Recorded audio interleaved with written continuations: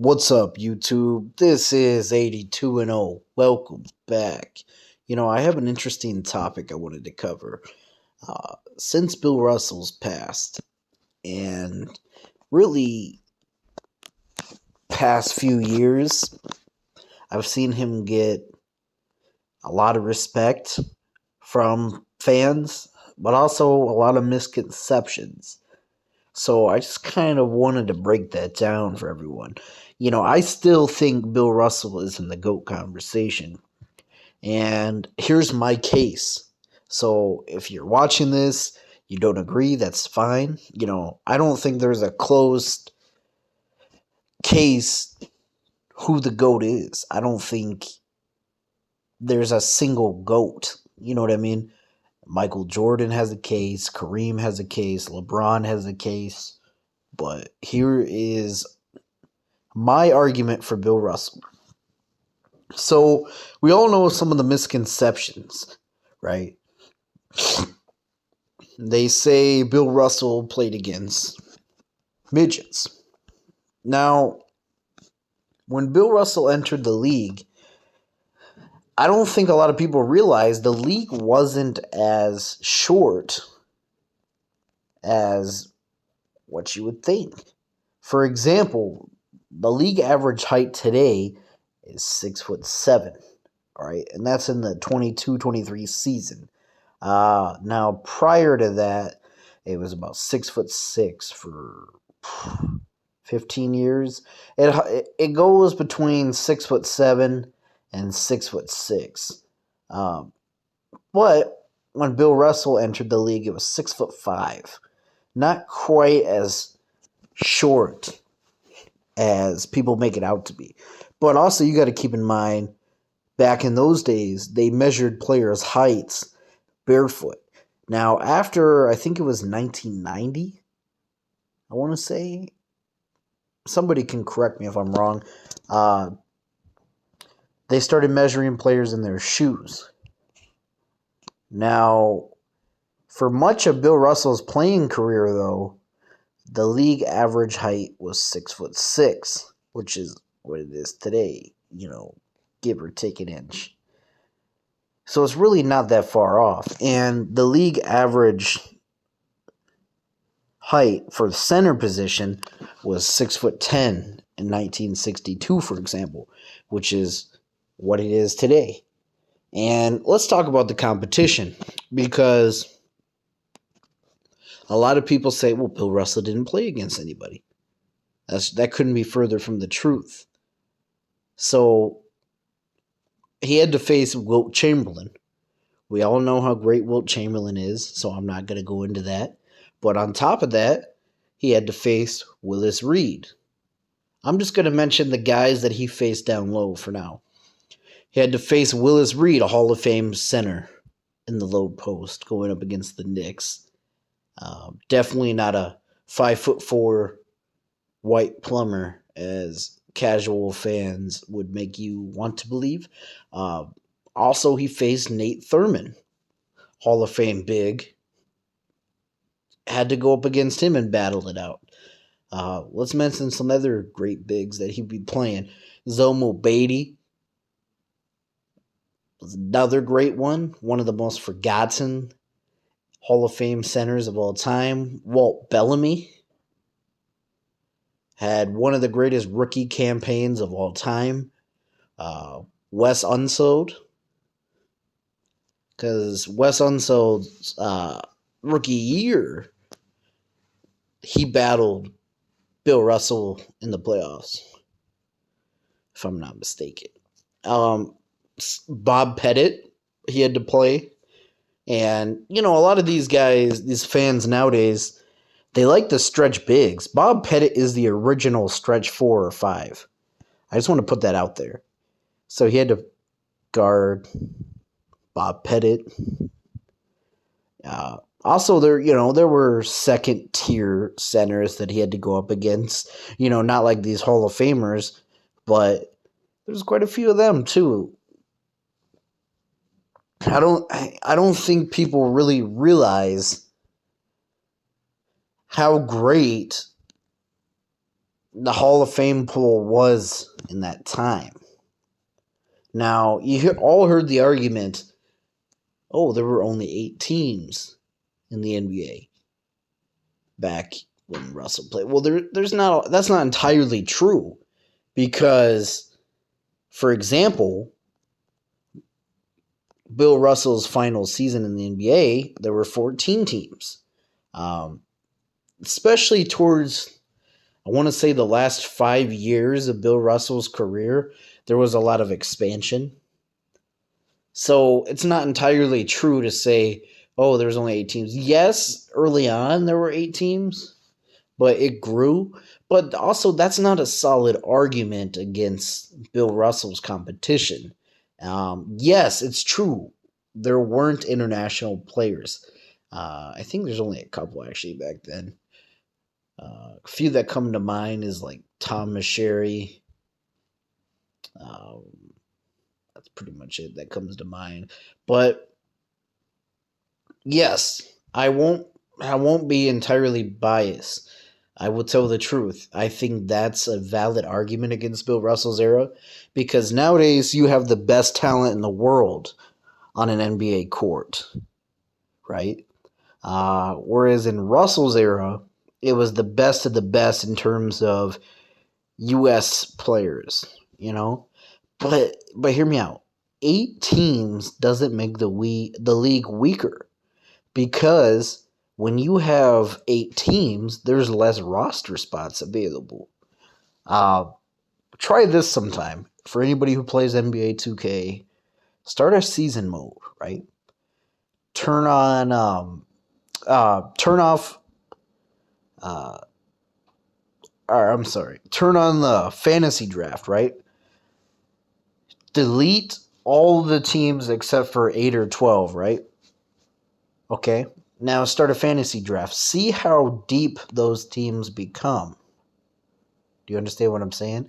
A lot of players today, if we only had 8 teams today, wouldn't have a job. So only the best of the best got a roster spot. This is why a lot of teams were so deep in Russell's era. Now, a common thing I've always heard, which I'm going to go against the grain here. One thing I've always heard is Bill Russell, he didn't play anybody. Oh, look at how they dominated everyone. It was just unfair. Look how many Hall of Famers there were. But I'm here to tell you that's not entirely true. I think the 2 things that hurt the argument for Bill Russell is the lack of international players. Yes. Also the lack of free agency. Yes. I won't deny that, because free agency definitely made it less competitive, or lack of free agency made it less competitive. Yes, I will admit that. But hear me out. With the 8 teams that were in the league in the beginning, a lot of these teams were stacked. Now, you're thinking, oh, that's not true. The Celtics were just so stacked. They were above everyone else. That's not true. They say, oh, Wilt Chamberlain didn't play with anyone. That's not true. Even Wilt said he played with a lot of great guys. I mean, Wilt himself played with Paul Arizin. Wilt himself played with Hall of Famers. Now, if you want to know how deep the teams were that Bill Russell played against, look at the Hawks, the St. Louis Hawks of the late 1950s, early 1960s. I'll just list off some of their great players. Now, I understand if there's casual people watching this, they might not know some of these names, but I'm mentioning like all-star level players, Hall of Fame level players. You had Bob Pettit, all-time great. Cliff Hagan. You had great, the Hawks were really good, just like the Celtics, at acquiring pieces. Like they had Woody Salisbury, who was an underrated player. Lenny Wilkens, Hall of Fame point guard. Zelmo Beatty. The Hawks weren't by any means Uh, the void of talent: Paul Silas, Walt Hazard, Richie Guerin, Bill Bridges, Don Old. I'm just naming some in the later 60s right now. I mean, the late 50s Hawks had a lot of good players too. But a lot of these guys, like Paul Silas and Bill Bridges, those were underrated defenders of that generation. Now, if we go earlier in the 60s, I mean, when Bob Pettit was there, they had good teams, right? And this leads me to my next point. They had guys like Clyde Leveillette, yes. The Celtics, I'm not going to deny it. They were good at getting talent around them. They had John Havlicek, Sam Jones. And what was so good about these Celtics teams is they would have a good core, but as that core would age, they would find the right piece to replace them. Like Bill Sharman would get replaced by Sam Jones. Frank Ramsey would get replaced by John Havlicek. Tom Heinsohn, yeah, he was there at the same time as him, but later he would take over, I think, at the power forward with Tom Sanders. Bob Cousy was replaced by Casey Jones. Then they would acquire pieces like Willie Knowles, Gene Conley. They were good at finding players, too, who were on their last leg and getting the most use out of them. Bailey Howell. And so a lot of times there's this misconception that the Celtics were leaps and bounds above everybody, and it wasn't fair. Look how deep the 76ers teams were in the 1960s. Look how many Hall of Famers were on those teams. Look how deep those Laker teams were. Some of them, So it's not always fair to say the Celtics were leaps and bounds above everybody because they weren't always the favorites in the series. And one thing that made Bill Russell so great, which I don't think a lot of people realize, is I'll say this to anyone. He's the reason the Celtics were great. People say, oh, he was only great because he had so much help around him. I don't think that's true because he turned that team that was a good team into a great team. Now, what I mean by that is Bill Russell won at every level.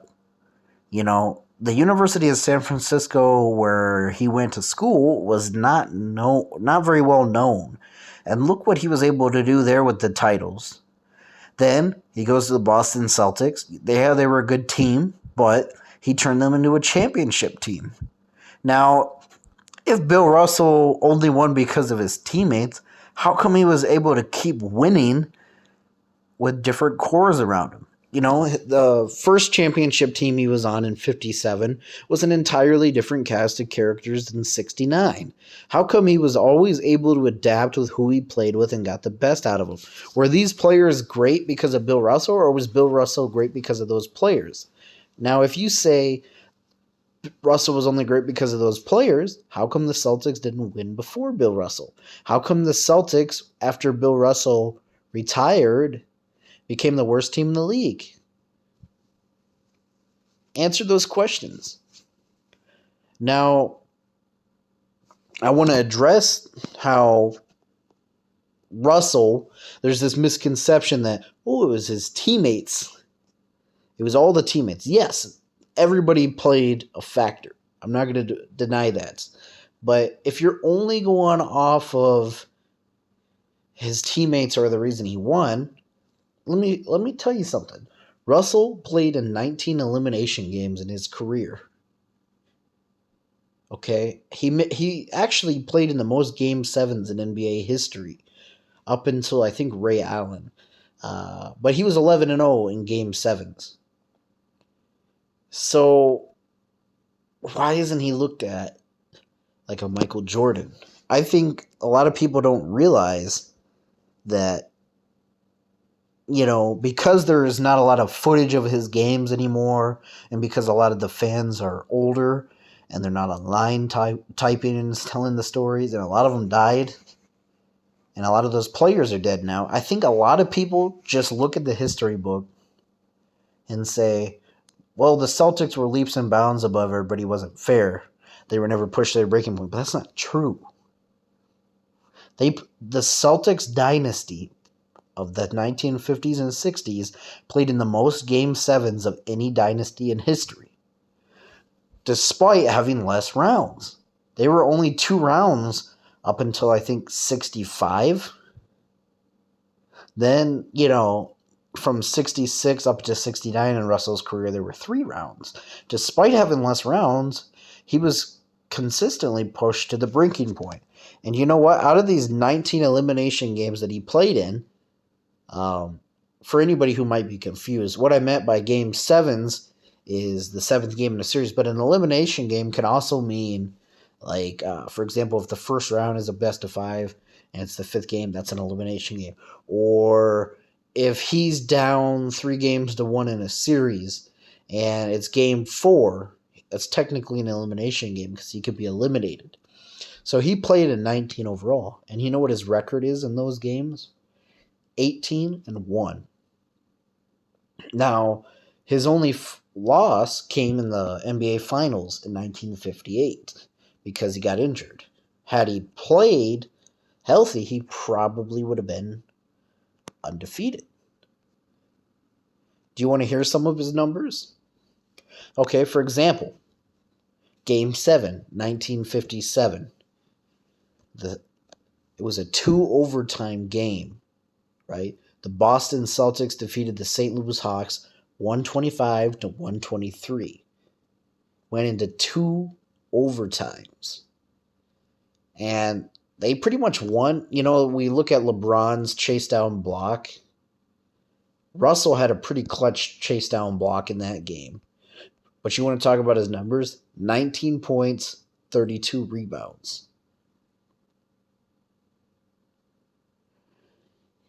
All throughout his career, he was known to come through in the clutch. One of the ones that stands out to me is, for example, he had a 30-point, 40-rebound game in Game 6 of the 1962 NBA Finals.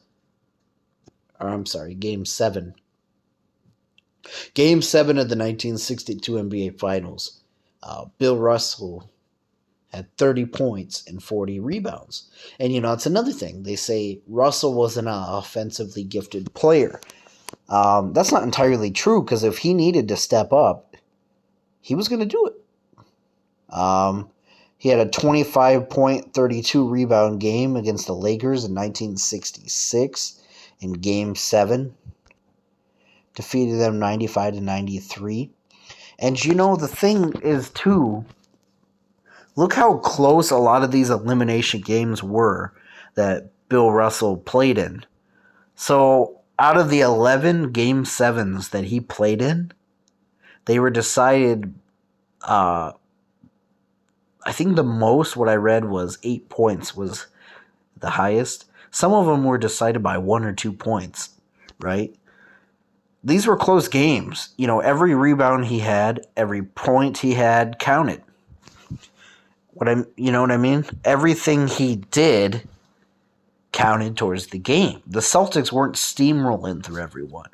In 50 years from now, when we look at the Chicago Bulls of the 90s, and there's not a lot of historical context anymore, a lot of those people are gone. People will say, well, the Bulls didn't face anybody. They didn't have any tough competition. Sometimes consistently winning makes it look unfair. But you don't realize how tested the Celtics were. Bill Russell had to keep winning. And I think what cements his legacy even further is not just the Game 7s that he had in the early 60s, Like the 30 points in the 40 rebound game, the chase down block in the 57 finals. But I think another aspect that really cements him as an all-time great is when he took over as the coach of the Celtics. He was a player coach. 1968, they had the first 3-1 comeback in NBA history against Wilt Chamberlain and the Philadelphia 76ers, who were heavily favored.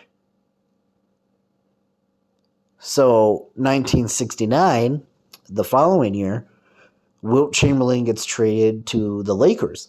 Now, he's still in his prime, and now he's playing with Elgin Baylor and Jerry West. The first super team in NBA history, I consider them. Now, the Lakers were heavy favorites in that series, right? The Celtics were considered old. They upset the Knicks in the Eastern Conference Finals that year. Nobody expected the Celtics to win in 69. But despite being down 0-2 in the series, Bill Russell was able to force a Game 7 and win it. And one of his quotes about that game that I really like is when he said, "I don't care if the Lakers play the best game of their lives. There's no way they're going to win." So that's the point I'm trying to make to anybody watching this video. Bill Russell was on Jordan's level when it comes to competitive drive. Those two, to me, have the... I think even... there's a lot of guys that have it. Kobe, Magic. But I think Jordan and Russell have the most competitive drives in NBA history. Now, if you take anything away from this video, you should know that there's a lot of misconceptions. The competition that he played, he had a lot of Hall of Fame competition. And he had, despite who he was playing with, he got the best out of his teammates. And day in and day out, he gave it his all. Consistently playing over 40 minutes a game his whole career. And consistently winning championships while facing, elimination. So why is he not in the GOAT conversation? I don't understand it. The only solid argument I could say against him, because, and I've even said this before, to be considered the greatest basketball player of all time, you have to be elite on both ends. Yes, Bill Russell was a great offensive player when he had to be, but he wasn't a Wilt Chamberlain. But the whole point of basketball is to win. And I don't think it's a coincidence that every single team he was on, he turned them into winning teams. His high school team, his college team in San Francisco, his Olympic gold medal, his NBA titles, he won at every level.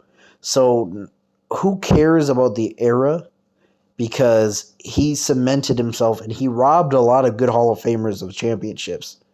All right. If he lost a lot of those championships, you'd be hearing a lot more about Elgin Baylor, Oscar Robertson, Bob Pettit. So put some respect on Bill Russell's name. He's still in the GOAT conversation. That's my argument today. Let me know what your thoughts are down below, and thanks for watching.